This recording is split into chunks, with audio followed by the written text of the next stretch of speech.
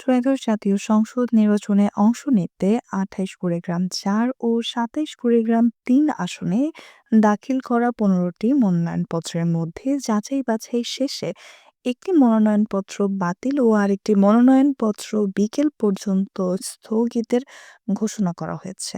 এতে ২ আসন মিলিয়ে বৈধ প্রার্থীর সংখ্যা দাঁড়িয়েছে ১৩ জনে।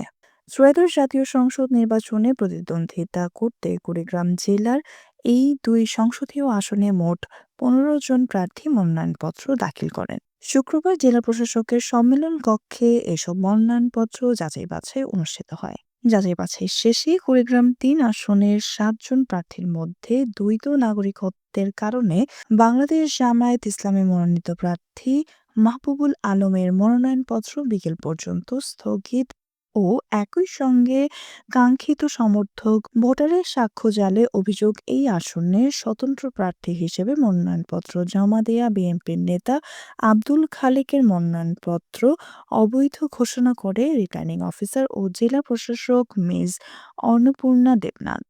Nusrat Jahan, AVN news desk.